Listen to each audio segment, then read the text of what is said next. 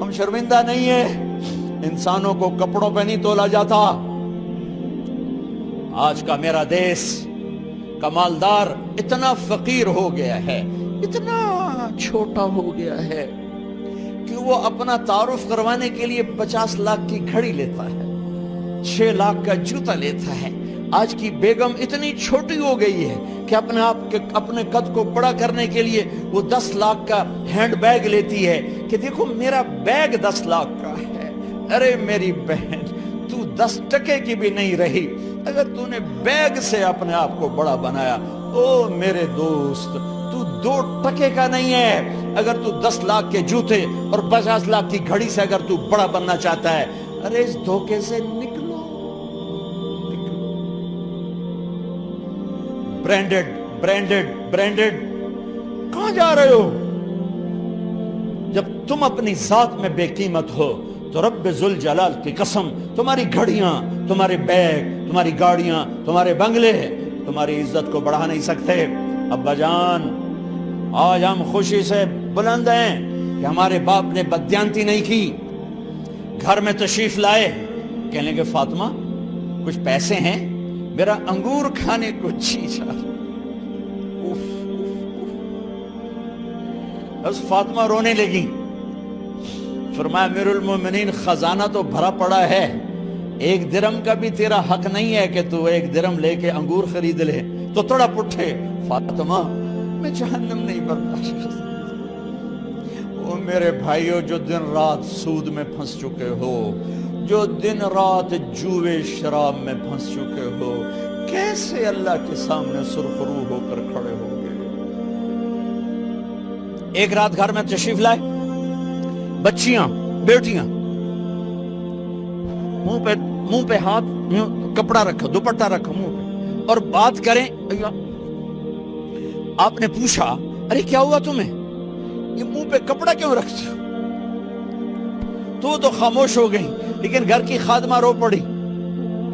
کہا امیر المومنین، آج آپ کی بیٹیوں نے کچا پیاز توڑ کے اس سے روٹی کھائی، سالن کھائی، اور میرے آج کا تاجر کہتا ہے جھوٹ نہ بولوں تو کاروبار کیسے، میرا افسر کہتا ہے رشوت نہ لوں تو گزارا کیسے کروں۔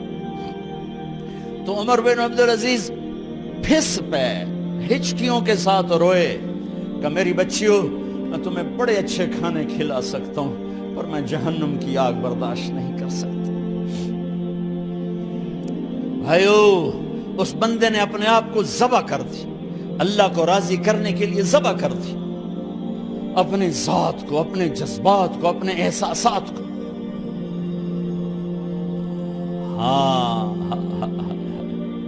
اب اللہ نے صلہ کیا دیا؟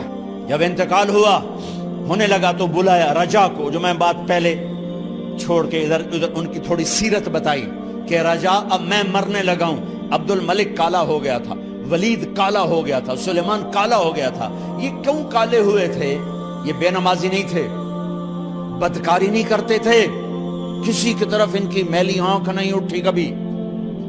یہ ظالم تھے، ظالم ظالم، انسانوں کا خون پیا، مال میں خیانت کی، اس پر اللہ نے چہرے پھیر دیے۔ آج عمر بن عبدالعزیز جا رہا ہے کہ دیکھو میں جا رہا ہوں، مجھے دیکھو میرے ساتھ کیا ہوتا ہے۔ ان کا انتقال ہوا، ان کی میت قبر کے کنارے رکھی گئی، اور اب نیچے اتارنا ہے۔ سلیمان کی میت کو اتارنے لگے تو ہلنے لگا، اور عذاب قبر پہلے شروع ہو گیا۔ عمر کی میت کو جب قبر کے قریب کیا گیا، ایسے ہوا کا جھونکا آیا، ایک پرچہ ایسے لہراتا ہوا، یوں آیا، یوں آیا، یوں آیا، اور عمر کے سینے پر گر گیا۔ لوگ کٹھے ہو گئے، پرچے کو کھول کے دیکھا گیا تو اس پہ لکھا تھا بسم اللہ الرحمن الرحیم، براءۃ من اللہ لعمر بن عبد العزیز من النار۔ یہ پروانہ ہے اللہ کی طرف سے اس کے بندے عمر کے لیے کہ اسے جہنم سے نجات کی خوشخبری سنا دی جائے۔ آہا، مرنا ہو تو یوں مرو، اللہ ایسی موت دے دے. کہتے ہیں پھر میں نے ان کو قبر میں اتارا. جب قبر میں اتارا تو کیا دیکھا؟ میں نے کفن کی گرہ کھولی تو چہرہ قبلے کی طرف، اور یوں لگا جیسے 14ویں رات کا چاند قبر میں اتر آیا ہو. اور آخری بات کرتا ہوں، میرے بھائیوں بہنوں، اپنے اللہ سے صلح کر